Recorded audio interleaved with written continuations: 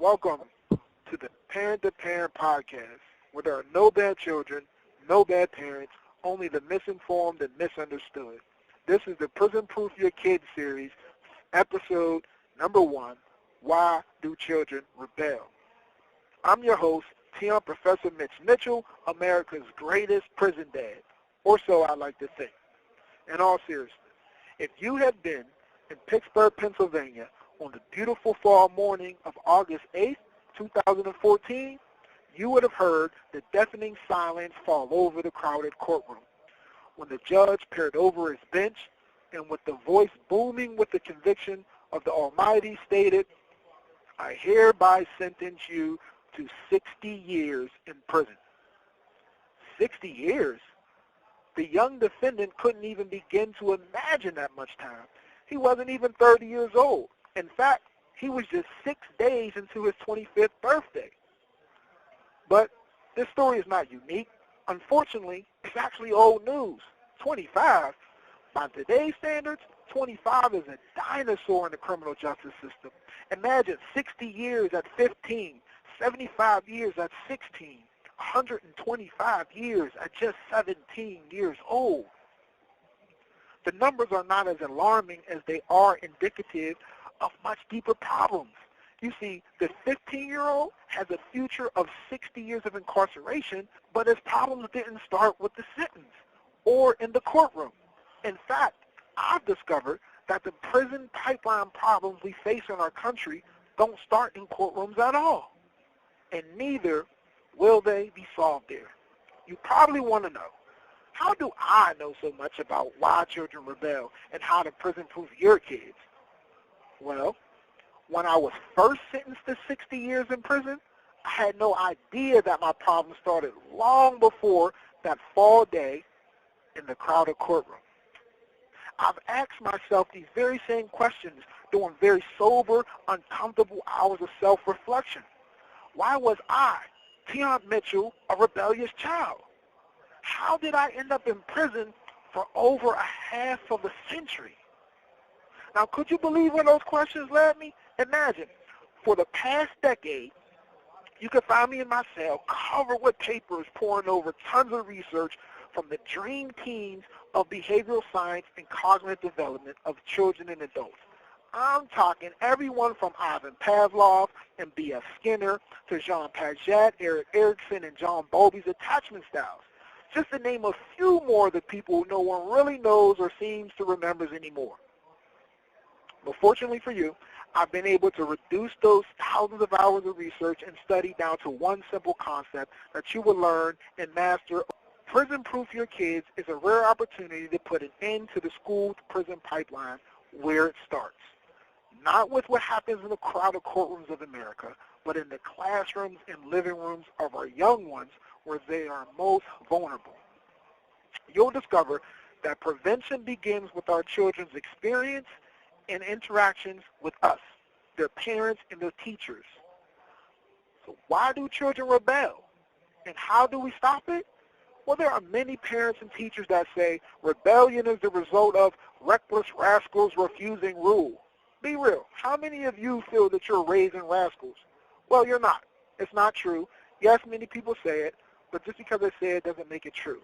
Did you know that a rascal, by definition, is a mean person, a mischievous person? The synonyms are a wretch, a rogue, villain, fiend, beast, no good, evildoer.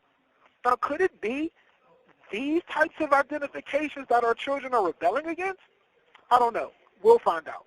What I do know for certain is that rebellion is not the result of reckless rascals refusing righteous rule of your royal regime. Sorry. No, they are not just bad, evil beasts.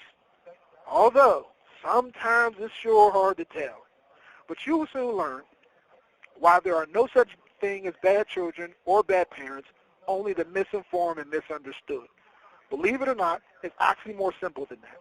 So simple, as you heard in the opening, I've reduced it to one very simple principle. And as promised, here it is.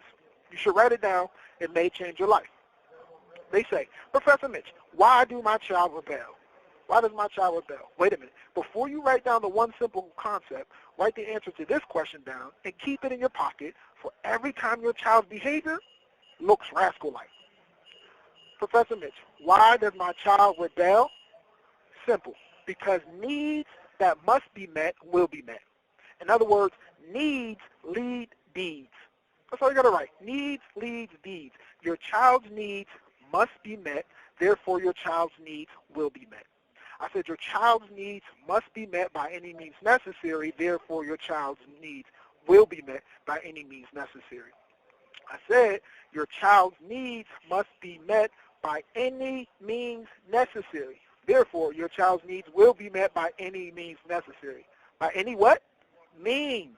By any what? Means. What are means? But methods and tools.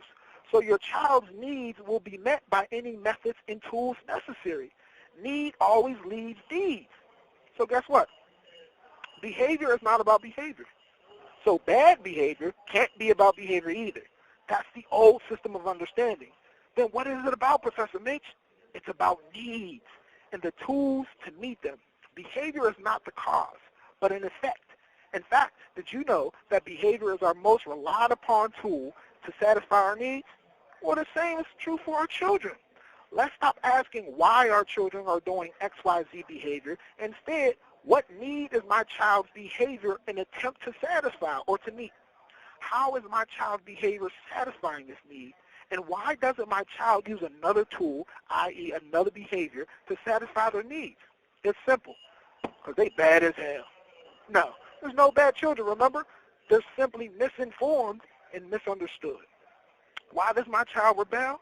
Why does my child act up in school? Why does my child dress like that, talk like that, et cetera, et cetera, et cetera? The million-dollar answer, and the premise of this podcast series is because it's the best way that they know to meet and satisfy their needs. This guy, Abraham Maslow, real quick, he discovered 5 basic human needs. Psychological needs like food and water, the need for safety like shelter and protection from harm, the need for love and belonging, the need for esteem, and the need to self-actualize, to grow and to use our fullest potential. But in the Prison to Proof Your Kids series, we'll narrow it down to your child's greatest need in one simple concept. Finally, here it is. Your child needs to matter to that which matters to them by any means necessary. We'll break that down, what that means, in the next episode. But for now, stay tuned. Thanks for listening to the Parent2Parent podcast, Prison Proof Your Kids series. Please send us your questions on social media using hashtag Parent2Parent podcast, or send us a direct message on any social media platform at Professor Mitch _, because underscore is for underdogs. Until next time, remember, there are no bad children, no bad parents, only the misinformed and misunderstood. We are not raising children, we are rearing adults. There's a difference. Be encouraged.